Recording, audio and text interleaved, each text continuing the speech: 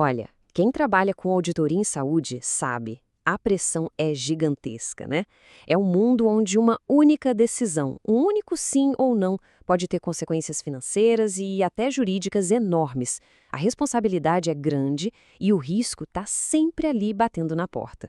E aí vem aquela pergunta que tira o sono de muito auditor. Como é que se constrói uma negativa segura de verdade? Uma que seja técnica, que seja ética e, o mais importante, que seja juridicamente à prova de balas. Esse é o grande dilema e é exatamente sobre isso que a gente vai conversar hoje. Para a gente desvendar isso, eu preparei um caminho. A gente vai passar pelo dilema da negativa, seguir um checklist passo a passo, avaliar os riscos mais críticos, montar a resposta ideal, ver os erros que não dá para cometer e, no fim, entender a essência de uma auditoria bem fundamentada. Vamos nessa? Então vamos começar pelo nosso checklist. E olha, não pense nisso como uma simples lista de tarefas.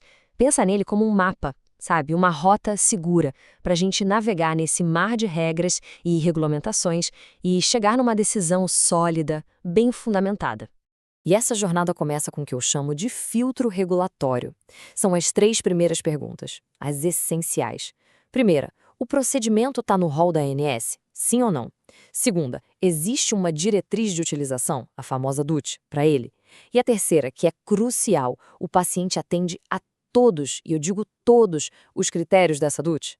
Essas 3 perguntas já definem todo o resto do caminho. E olha só que interessante. A resposta para essa primeira pergunta já cria 2 caminhos totalmente diferentes. Se a resposta for sim, o foco vai todo para a DUT. Agora, se for não, a conversa muda. A análise vai para o contrato, para as exceções, e a avaliação de risco jurídico fica bem mais complexa. A decisão de qual estrada pegar acontece logo aqui, no comecinho. E aqui vai um alerta muito importante sobre a DUT. Na prática, ela é binária. É preto no branco. Ou o paciente cumpre todos os critérios, ou ele não cumpre. Não existe, quase cumpriu, ou faltou só um detalhe. E negar um procedimento quando todos os critérios estão ali, batendo certinho, gente, isso não é só um erro. É um erro grave, com um potencial enorme de complicação lá na frente. Ok, passamos pelo filtro regulatório. Agora, a gente entra na fase de análise das evidências. A documentação está completa, está clara, o diagnóstico é compatível com o pedido? E aí, vem 2 perguntas bem estratégicas. Existe alguma alternativa para esse tratamento que já esteja coberta pelo rol? E a indicação do médico, ela tem base em evidências científicas fortes? E essa frase, para mim, resume perfeitamente o espírito da coisa. Um bom auditor não é só uma barreira, um não ambulante. Ele é um guia. Quando você nega um procedimento, mas sabe que existe uma alternativa terapêutica dentro do rol, o ideal é indicá-la. Isso transforma uma negativa, que seria frustrante, em uma orientação construtiva. Agora, a gente sai um pouco do processo técnico e entra na avaliação de risco.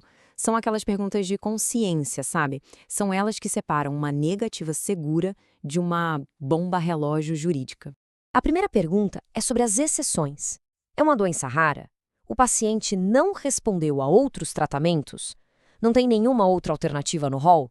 Se você começa a responder sim para várias dessas perguntas, um grande sinal de alerta tem que acender.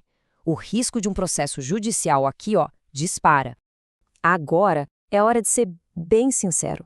O custo alto do procedimento está pesando na sua decisão? Se a resposta for sim, mesmo que só um pouquinho, a orientação é clara.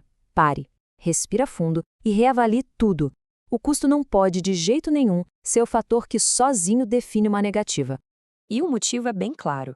A Justiça já tem um entendimento bem firme sobre isso. Uma negativa que se baseia só no alto custo é extremamente frágil do ponto de vista legal. É quase como mandar um convite para uma disputa judicial e com poucas chances de vitória para a operadora. E aqui a gente chega no teste final. A pergunta que todo auditor deveria se fazer antes de bater o martelo. Se imagine lá, num tribunal. Você conseguiria defender essa sua decisão, seus argumentos, de forma calma e confiante, na frente de um juiz? Se bater qualquer hesitação, qualquer dúvida, é hora de revisar o processo todo de novo. Ok, a decisão foi tomada e ela é segura. Mas calma, o trabalho ainda não acabou. Agora vem a parte de comunicar essa decisão do jeito certo, porque uma decisão correta com uma comunicação falha pode invalidar todo o esforço feito até aqui. Vamos ver a estrutura para uma resposta segura. A estrutura ideal tem 6 passos. Primeiro, identifique o pedido claramente. Segundo, faça referência direta ao rol da ANS e à DUT que se aplica. Terceiro, isso é muito importante, aponte de forma objetiva qual critério específico não foi cumprido. Quarto, se houver, sugira alternativa. E, por fim, use sempre uma linguagem técnica, precisa e neutra, sem nenhum tom de arrogância ou juízo de valor. Agora que a gente viu o jeito certo de fazer, vamos fazer o contrário, ver o que nunca, em hipótese alguma, se deve fazer. Conhecer os erros mais comuns é tão importante quanto saber os acertos, porque são eles que podem colocar toda a segurança da sua negativa por água abaixo. E aqui estão os erros que eu chamo de fatais. Respostas genéricas tipo negado por não preencher critérios, sem dizer quais. Isso é um desastre. Esquecer de citar a DUT, ignorar que a documentação vem incompleta, negar sem ao menos sugerir uma alternativa quando ela existe e, talvez o pior de todos, usar o alto custo como justificativa. Cada um desses é uma porta aberta para problemas. Tudo isso nos leva a uma conclusão, a uma filosofia por trás de tudo. O papel do auditor precisa ser visto de outra forma. Não é só ser um porteiro que diz sim ou não. É ser um guardião das boas práticas, da sustentabilidade de todo o sistema. E a ideia final, o ponto que amarra toda essa nossa conversa, é esta. O foco da auditoria não é o ato de negar, o foco é a qualidade da fundamentação, seja para autorizar, seja para negar. Uma decisão bem fundamentada protege o paciente, protege o médico, protege a operadora e, acima de tudo, protege a integridade de quem está auditando. E é isso que, no fim do dia, define uma auditoria de excelência.